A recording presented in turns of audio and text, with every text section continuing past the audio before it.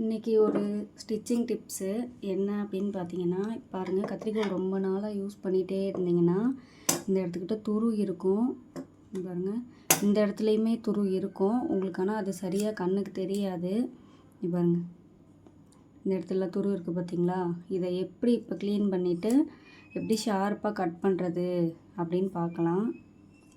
ஒரு waste cloth ஒன்று எடுத்துக்கோங்க.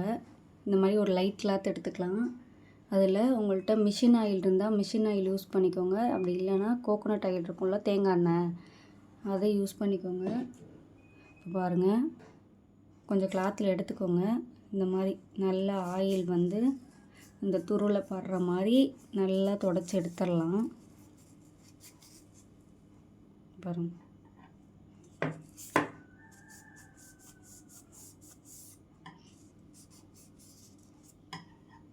பாருங்கள் எவ்வளோ துரு இருக்குது பாருங்கள்.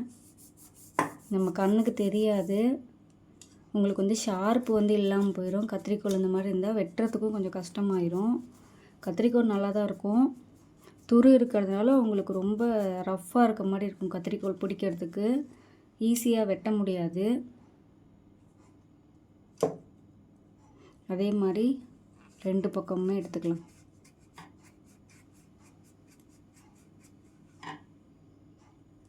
பாருங்க எவ்வளோ துரு இருக்குது பாருங்கள். இதெல்லாம் நம்ம வீட்டிலே பண்ணக்கூடிய ஒரு சின்ன இதுக்காக கடைக்கு போகணும், ஷார்ப் பண்ணணும் அப்படின்லாம் நினைக்காதீங்க. இந்த எட்ஜில் பண்ணும்போது மட்டும் கொஞ்சம் பார்த்து எண்ணெய் வச்சு எடுத்துக்கோங்க.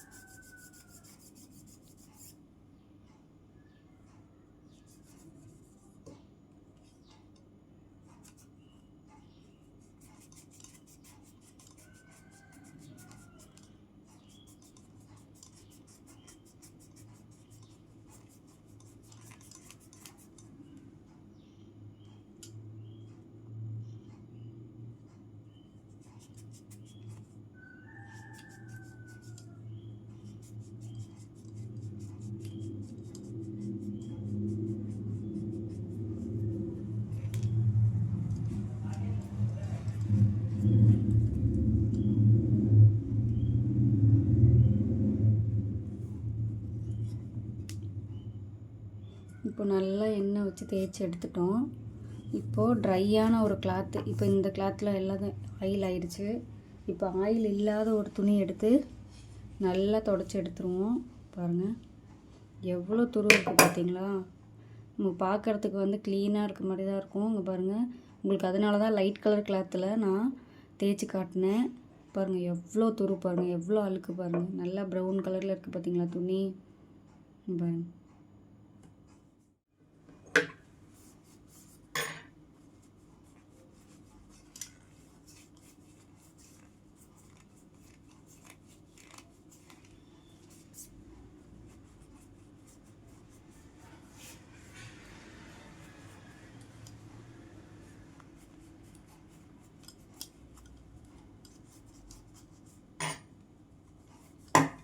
எவ்வளோக்கு ஆயில் இல்லாமல் துடைக்க முடியுமோ அந்தளவுக்கு க்ளீனாக துடைச்சி எடுத்துருங்க. இல்லைன்னா நம்ம துணி கட் பண்ணும்போது நமக்கு வழுக்கும்.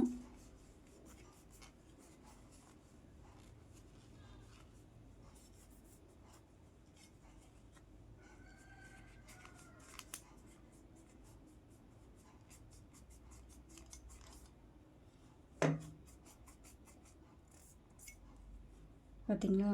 இப்போது இந்த இடத்துல பாருங்கள், முன்னே எவ்வளோ துரு இருந்துச்சு உங்களுக்கு நல்லா தெரியும். நான் காட்டினேன் பார்த்தீங்களா? ப்ரௌன் கலரில் அவ்வளோ துரு இருந்துச்சு. இப்போ நம்ம ஆயில் வச்சு தொடச்சோன்னே அதெல்லாம் போயிடுச்சு பார்த்தீங்களா? பாருங்கள், சுத்தர துருவே இல்லை. துணி பாருங்கள் அழுக்கு இல்லாமல் இருக்குது. நம்ம ஆயிலை மட்டும்தான் தொடச்சி எடுத்தோம். வேணும்னா நீங்கள் ஒரு 2-3 டைம்ஸ் கூட தொடச்சி எடுத்துக்கலாம்.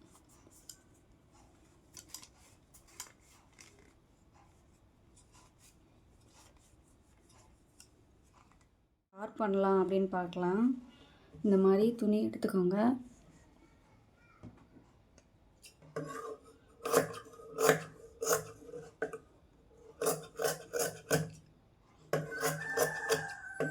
சின்ன சின்னதாக இது போல் எட்ஜிலலாம் கட் பண்ணிக்கோங்க. இங்கே பாருங்கள், இந்த மாதிரி துணி கட் பண்ணுற மாதிரி எட்ஜிலலாம் அப்படி கட் பண்ணி விட்டுருங்க.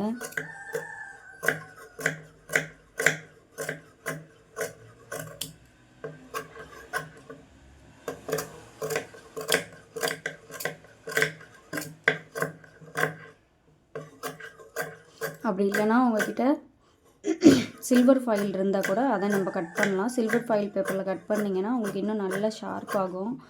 கடையில் கொண்டு போய் கொடுத்து ஷார்ப் பண்ணணுங்கிறதே இல்லை. வீட்டிலே நம்மளால் என்னென்ன முடியுமோ அதை சின்ன சின்ன டிப்ஸ் எல்லாம் வீட்டிலே நம்ம ட்ரை பண்ணலாம். சில்வர் ஃபாயில் பேப்பர் இருக்குன்னா நீங்கள் சில்வர் ஃபாயில் பேப்பரில் கூட இந்த மாதிரி சின்ன சின்னதாக கட் பண்ணிங்கன்னா உங்களுக்கு நல்ல ஷார்ப்பாக இருக்கும். என்கிட்ட சில்வர் ஃபாயில் பேப்பர் இல்லை, அதனால் உங்களுக்கு துணியில் கட் பண்ணி காட்டுறேன். பாருங்கள், எவ்வளோக்கு குட்டி குட்டியாக கட் பண்ண முடியுமோ அவ்வளோக்கு கட் பண்ணிக்கோங்க.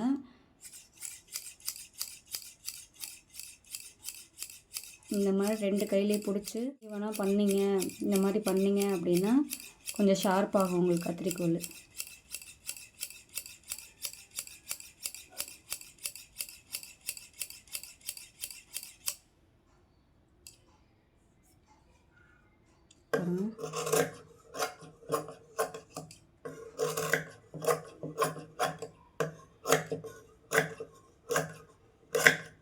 பார்த்தீங்களா, நல்லா ஷார்ப் ஆயிட்டு.